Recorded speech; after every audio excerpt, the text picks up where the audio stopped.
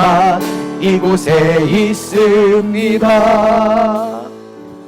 오늘도 성령께서 친히 우리를 진리로 이끄시며 그 진리의 역사가 우리로 하여금 하나님의 뜻을 알게 하시고 그 뜻 아는 데 하나가 되고 그 뜻을 믿는 데 하나가 될 수 있도록 축복하여 주시옵소서. 진리의 영이 우리 안에 있는 모든 죄악을 책망하실 때에 인정하고 자백함으로 진리가 너희를 자유케 하리라는 귀한 예수 그리스도의 자유함을 오늘도 맛볼 수 있는 영광의 기쁨의 예배될 수 있도록 하나님 친히 이끌어 주시옵소서. 오직 주님께만 영광 올리기를 소원하오며 예수님의 이름으로 기도합니다. 아멘. 서로에게 축복합시다. 은혜 받기로 축복합니다. 아멘. 오늘 본문 말씀은 로마서 10장 3절과 욥기 42장 5절과 6절 말씀입니다. 다 같이 함께 봉독합니다. 하나님의 의를 모르고 자기 의를 세우려고 힘써 하나님의 의에 복종하지 아니하였느니라. 내가 죽게 대하여 귀로 듣기만 하였사오나 이제는 눈으로 주를 배움나이다.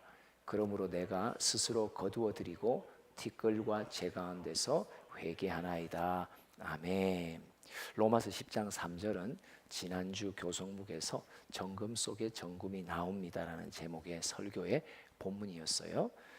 믿음의 가장 해로운 불순물이 뭐라고요? 자기의입니다. 자기의라는 것은 어떤 뜻이냐? 하나님과 나와의 언약의 관계 속에서 의가 설명돼요. 의는 내가 신실하다는 말이에요. 하나님의 의는 무슨 말이냐? 나와 맺으신 언약에 대해 하나님은 나를 향해 굉장히 신실하신 분이다 할 때 하나님의 의라고 말하고, 또 내 의라는 말은 또 내가 그 언약 관계에서 내가 하나님 앞에서 신실하다는 거예요. 근데 하나님이 로마서에서 말씀하셨죠. 의인은 없나니 하나도 없다. 다른 말로 말하면 하나님과 언약을 맺은 자 가운데 그 언약에 대해 하나님에 대해 신실한 자가 이 땅에 있다 없다? 아무도 없다. 그래서 언약의 관계가 깨어지는 거죠. 근데 그 언약의 관계를 다시 화목해 하시기 위해 화목제물로 오신 분이 누구예요? 예수 그리스도세요. 그 예수 그리스도가 우리가 그분을 믿기만 하면 이제 우리를 의롭다 여겨주신다라고 말해요. 의롭다 여겨주신다. 원래는 깨끗해야 의롭고 원래는 순종해야 의로운 자예요. 신실한 자예요. 그런데 이 두 가지를 우리의 힘과 능으로 할 수 없죠. 그래서 언약이 깨져요. 그런데 예수를 보내심으로 야, 너 다른 거 하지 말고 너 회개 너 스스로 안 돼. 순종 네가 아무리 발버둥 쳐도 순종 못해. 근데 어떻게 하면 된다? 내가 보낸 내 아들 예수를 믿기만 해. 그러면 그 예수가 너로 회개도 일어나게 하고 순종도 할 수 있도록 도와주신다고 말해요. 그래서 예수를 믿는 게, 예수 믿으세요.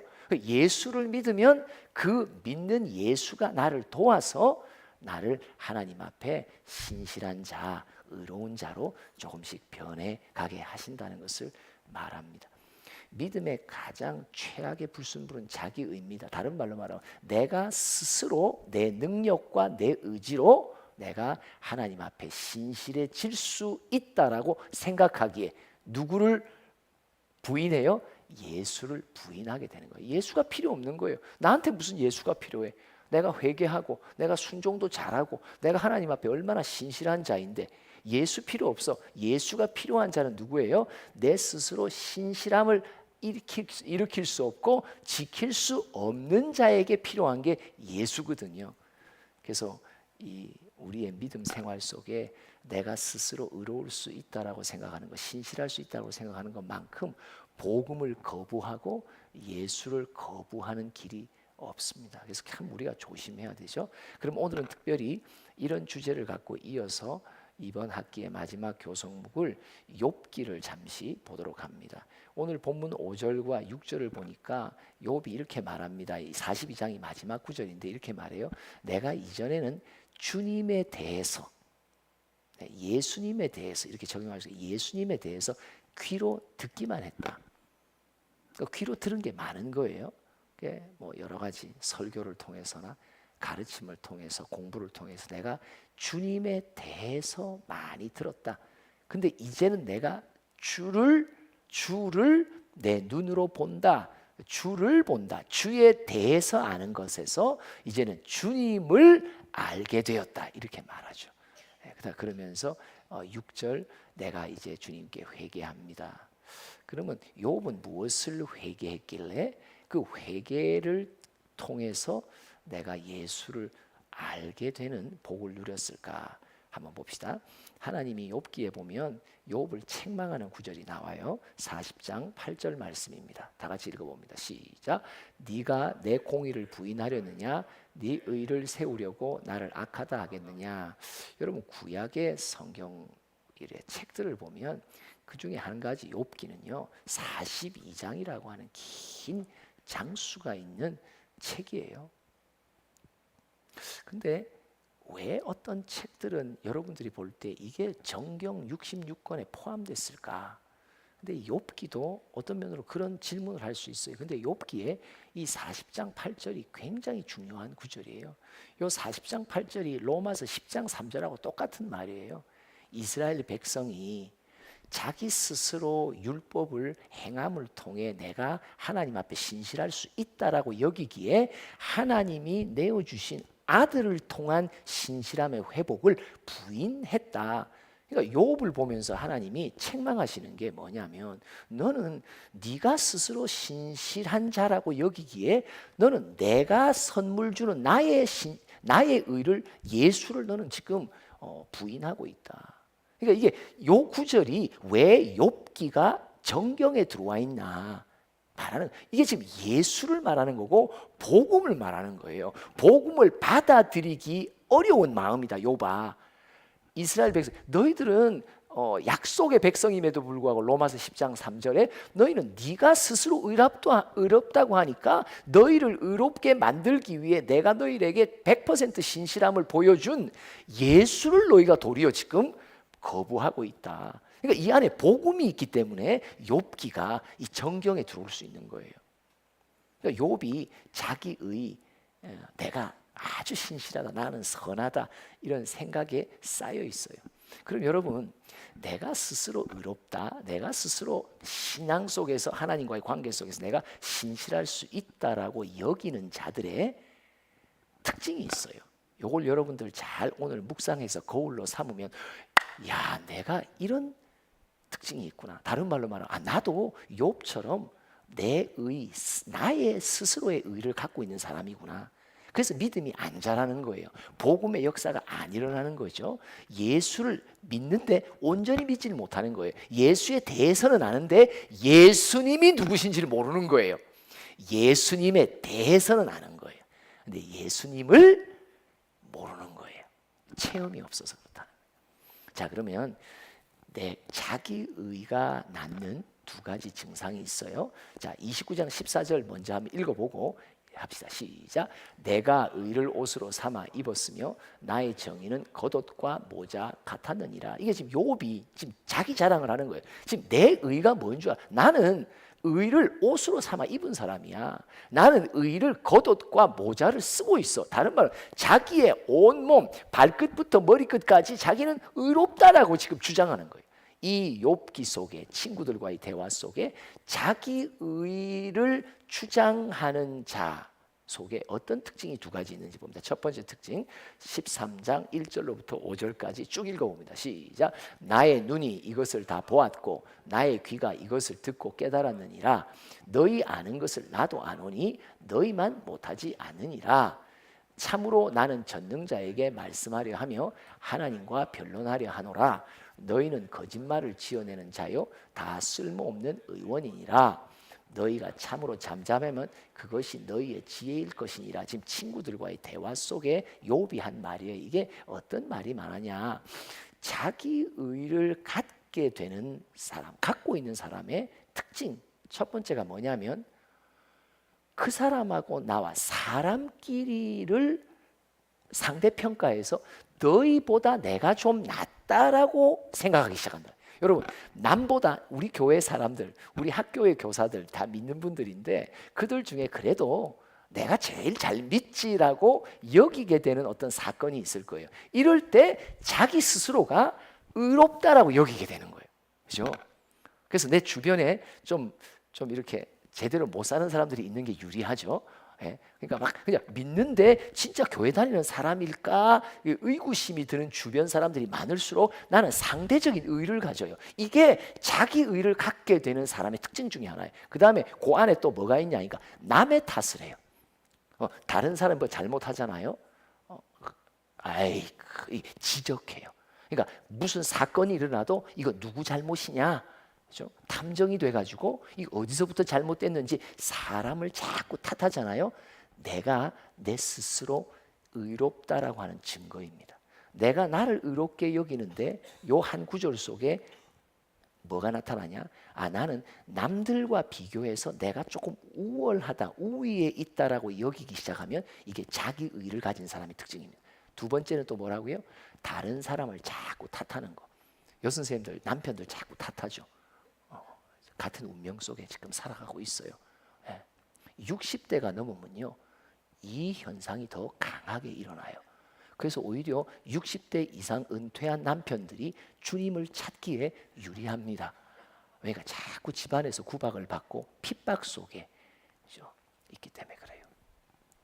그러니까 무슨 일이 나면 자꾸 남 탓해요. 누가 이랬니? 누가 이랬니? 그러니까 어떤 사건 속에 내가 잘못한 건 없을까 찾기보다도 누군가 잘못한 사람을 찾아서 그 사람을 판단하고 정죄하는 게 쉽게 된다면 자기 의가 강한 사람입니다.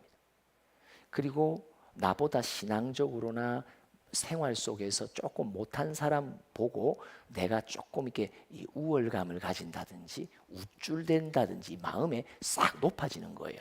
저 사람들보다는 내가 훨씬 신앙이 좋지. 이게 자기 의를 가진 사람의 특징입니다. 자, 두 번째 특징 봅시다. 31장으로 넘어가서 이제 곳곳에 봅니다. 1절, 5절, 13절, 24절, 29절. 31장 다 안 읽는 게 참 감사하죠. 요 구절들만 그냥 탁탁 넘겨주세요. 1절 시작. 내가 내 눈과 약속하였느니 어찌 처녀에게 주목하랴. 자, 1절 뭐예요? 내가, 주어가 내가죠. 뭐야? 나는 여인에 대해서 음욕을 품은 적이 없다. 자, 5절 시작. 만일 내가 허위와 함께 동행하고 내 발이 속임수에 빨랐다면 이 뭘 말하냐? 나는 거짓말한 적이 없다.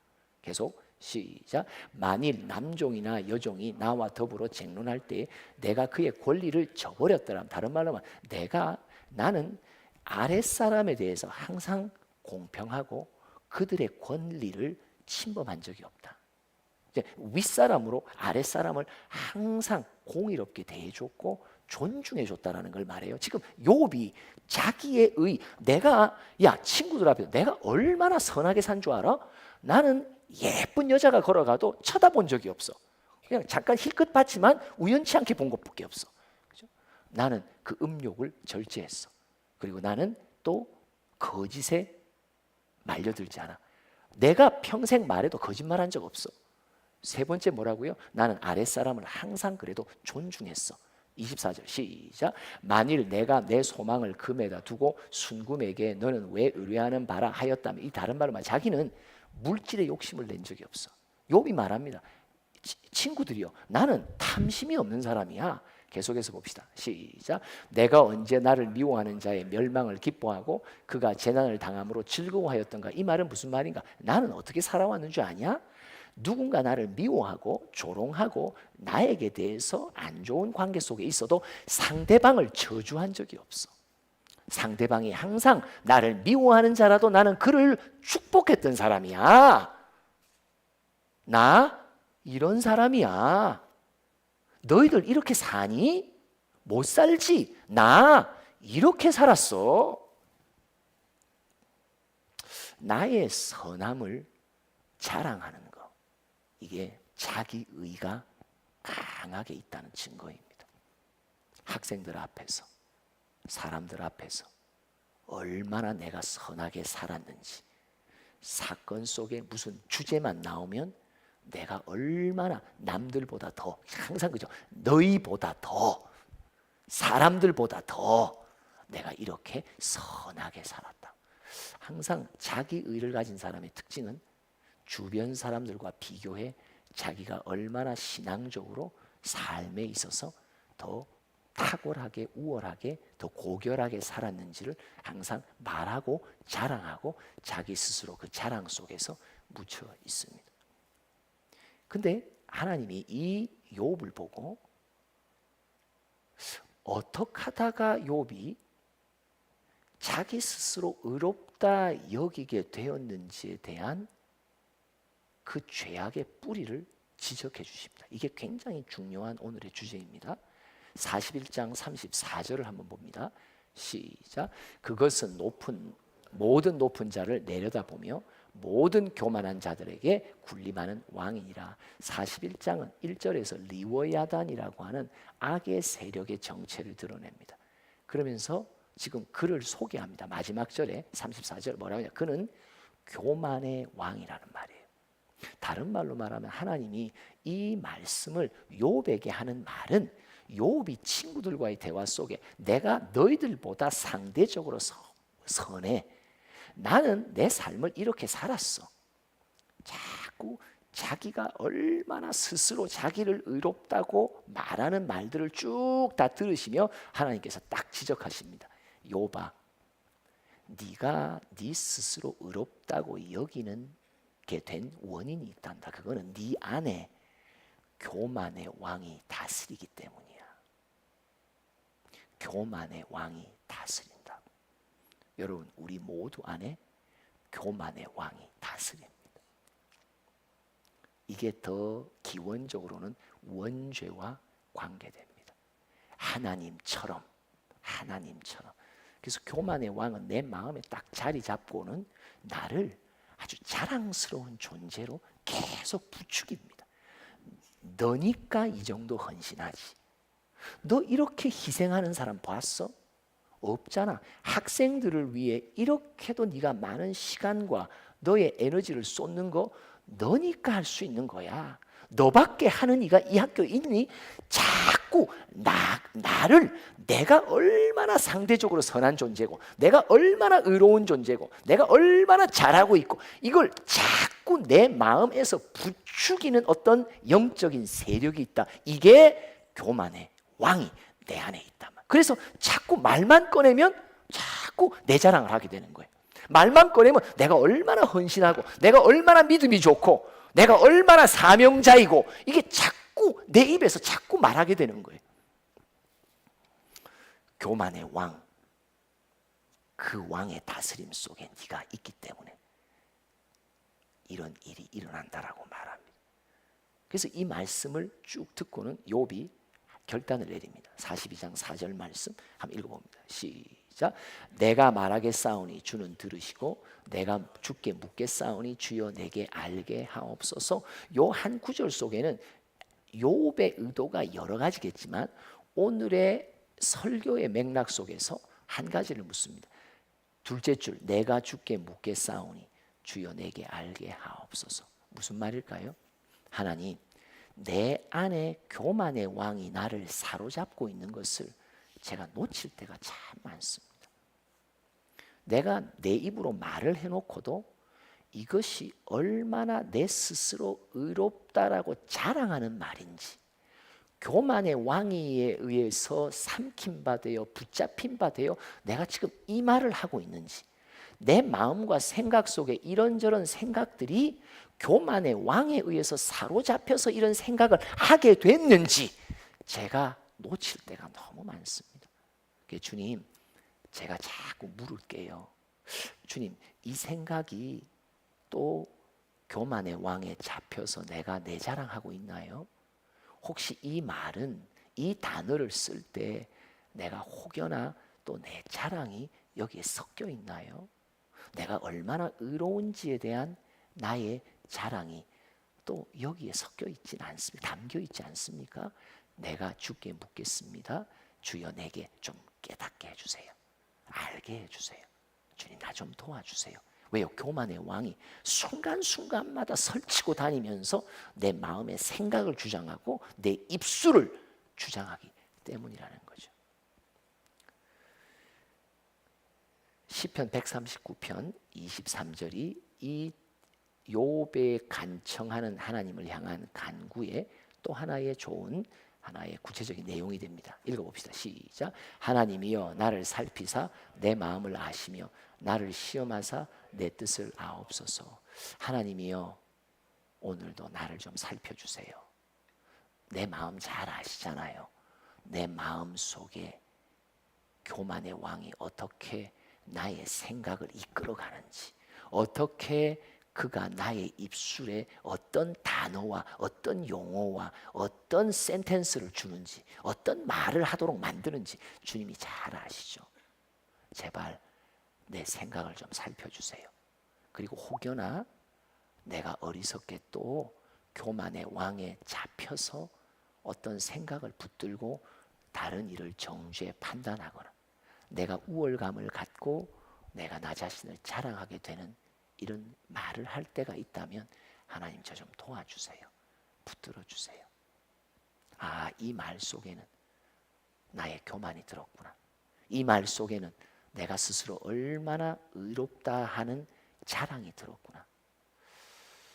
사전에 내 생각 속에 있을 때 유산시킬 수 있도록 도와주시고, 아니면 사후에 내가 내 입을 벌려 내가 얼마나 의로운지를 말한 적이 있다면 하나님 너무 긴 시간을 끌지 말고 말하자마자 또 나는 내 의를 자랑했구나. 그랬구나. 회의 끝나자마자 아니면 그 말을 하자 1초 후에라도 빨리 깨닫게 하셔서 그것이 내 안에 자리 잡지 않도록, 내 안에 굳어지지 않도록, 교만의 왕이 나를 영원히 다스리는, 평생 다스리는 왕이 되지 않도록 예수 나의 왕이시여 이 교만의 왕을 물리칠 수 있도록 나를 좀 도와달라. 그래서 욥이 이제는 뭘 아냐? 와, 내 마음 안에 사도 바울이 로마서 7장에 갈등했던 거, 와, 내 마음에는 성령의 법이, 내 육신에는 죄와 사망의 법이, 내 안에 두 법이 싸운다. 하나는 교만의 왕이, 하나는 겸손한 예수 왕이. 이 두 통치가 내 마음과 생각을 어디서 사로잡고 누가 사로잡을지, 지금까지 주님 제가 모르고 교만의 왕의 손을 잡았습니다. 이제는 주님의 손을 잡을 수 있도록 나를 좀 도와주세요. 이렇게 치열하게 내 마음 한복판에서 일어나는 영적 전투. 여러분, 영적 전투는요, 인격체인 사람의 마음 안에서, 내 마음 안에서 일어나는 거예요.